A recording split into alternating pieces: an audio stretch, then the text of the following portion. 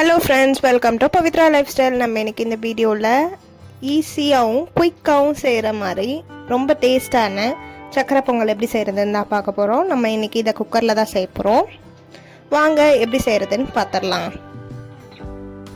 அதுக்கு 1 கிளாஸ் பச்சரிசி எடுத்துருக்கேன். அதை நல்லா வாஷ் பண்ணிவிட்டு 4 கிளாஸ் தண்ணி ஆட் பண்ணிக்கணும்.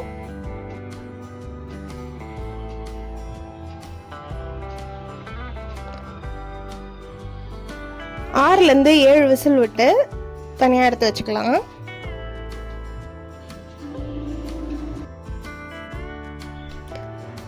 சாதம் நல்லா குழைவாக வேக வச்சு எடுத்துக்கணும். ஏன்னா நம்ம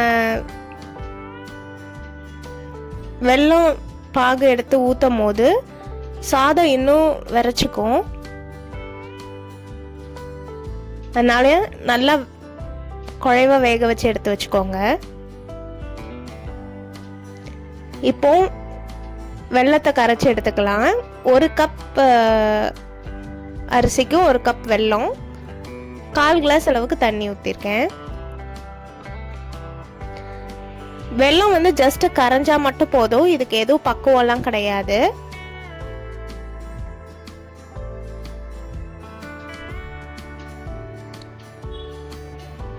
இது நல்லா கரையட்டும்.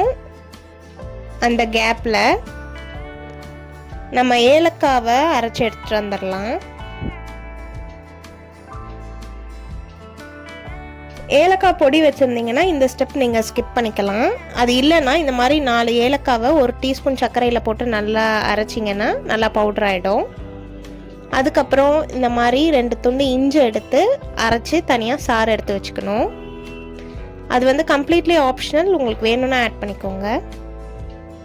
அது ஆட் பண்ணும்போது டேஸ்ட் நல்லாயிருக்கும். வெல்லம் நல்லா கரைஞ்சிருச்சு. இப்போ இதை நம்ம வடிகட்டிட்டு நம்ம வேக வச்சிருக்கிற சாதத்தோட ஆட் பண்ணிக்கலாம்.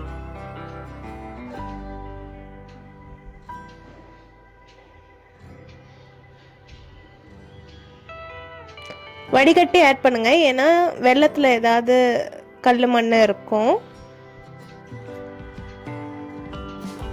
மிக்ஸ் பண்ணி விட்டுடலாம்.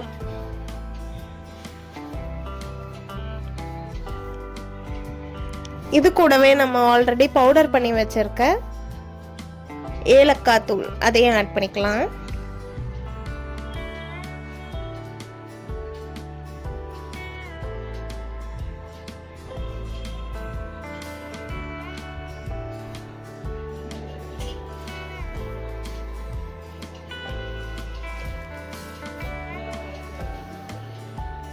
இப்போ நம்ம ஆல்ரெடி இஞ்சி சாறு எடுத்து வச்சிருந்தோம் இல்லையா, அது 2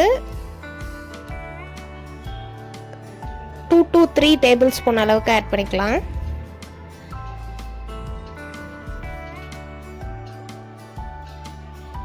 இதுக்கப்புறம் நம்ம நெய்யில் முந்திரி திராட்சையை வறுத்து ஆட் பண்ணிடலாம்.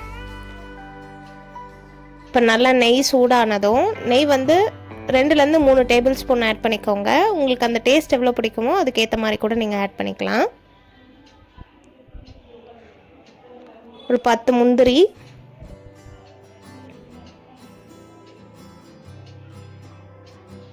கொஞ்சம் லைட் ப்ரௌன் ஆகும் போது திராட்சை ஆட் பண்ணிக்கோங்க.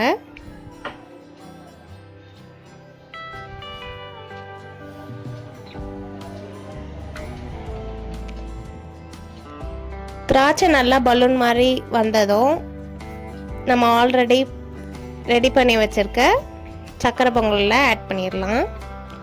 அவ்வளோதான், நம்மளோட சூப்பர் டேஸ்டி சக்கரை பொங்கல் ரெடி ஆயிடுச்சு. கண்டிப்பாக ட்ரை பண்ணி பார்த்துட்டு எப்படி இருந்ததுன்னு கமெண்ட்டில் சொல்லுங்கள். மறக்காமல் அப்படியே நம்ம சேனலை சப்ஸ்கிரைப் பண்ணிக்கோங்க. நெக்ஸ்ட் ஒரு வீடியோவில் உங்களை பார்க்குறேன். பாய் பாய்.